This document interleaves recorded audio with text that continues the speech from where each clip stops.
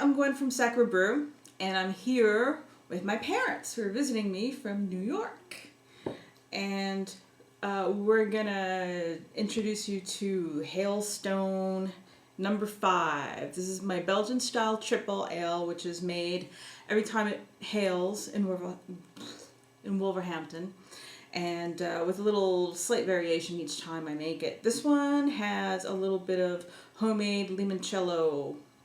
Can I say that? No, I can't say it. Homemade lemon peel vodka infusion in it. It does not significantly alter the ABV of the beverage, but that intense lemon peel flavor works its way into the beer. You get a little bit of it in the finish. You get a little lemon citrusy goodness. So I knocked this bottle over earlier, and this one doesn't have a label, so here's a label, but here's the beer. This is a very lively beer, and I mean a little excessively lively, so sorry about that. See that? Get a big glass ready and pour it slowly and immediately into it. Get it really, really cold, no hotter than 7 degrees Celsius. The colder the better. You're going to pour it into a big glass. It's going to pour a big foamy head, but that head will turn into beer, and it'll be delicious. And in the time it takes to turn into beer, which won't be too long, but it'll warm up a little bit, and some of those wonderful flavors will become more aromatic and available. So you don't need to see the Judas logo on this because it's a Sacre Brew beer. So we're going to let this turn into liquid for a moment, and all right, so after just a little while it's gotten under control, and this has plenty of that Belgian lace. It's got a rocky head that will stay with you, but it's got a very fruity aroma, and the body, it's very light. It's got initial sweetness to it, but it becomes there's a little bit of tartness, slight tartness at the end, with a lot of complex fruits, pear, orange, lemon, and it's 7.5%. Can't really taste it. It's not very boozy for what it is. And actually triples range from 7.5% to 9.5%. So this is actually a very light triple in terms of alcohol contents. So I'm going to pour some for my parents, and you'll get their reactions. See, once it's settled, it's very well behaved. It's great for sharing. So why don't you try the beer?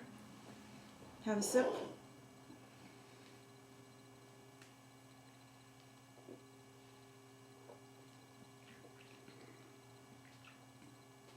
It's got, it's moderately bitter. It's got a nice bitter finish. It's 39 IBUs. Triples tend to be 30, 35. This is a little more, but it's not excessive. I think it's really well balanced. What do you think of it? I can say a lot of that about that beer. I don't have any. For me, it's not inconvenient to say that is one of the best beer I can taste in my life. One of the best beers you've ever had? Yeah. Really? Yeah.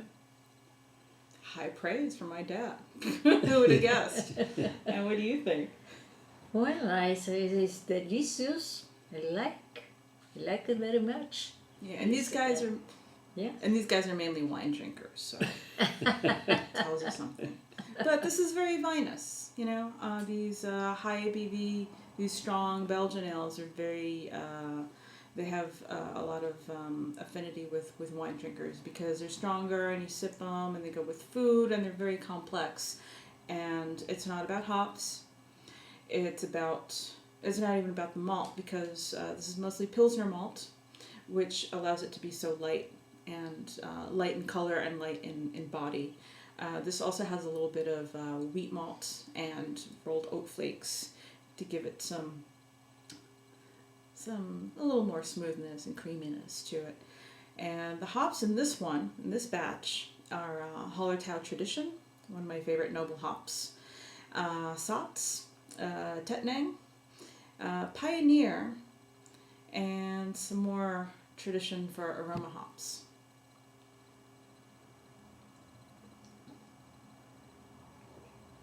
The yeast I used is the Belgian Golden Ale yeast, which is the Duvel yeast. So if you're a fan of Duvel, if you're familiar with Duvel, you'll find this a very familiar flavor. It's actually moderately phenolic for a triple. You've got some spice, you've got a little bit of pepper, and there's a bit of clove in it.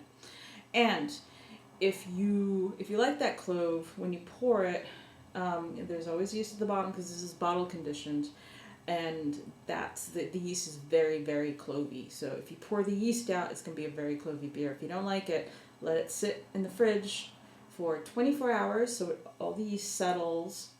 And after you've shaken it, bringing it home in the car or on a horse, however you get it home.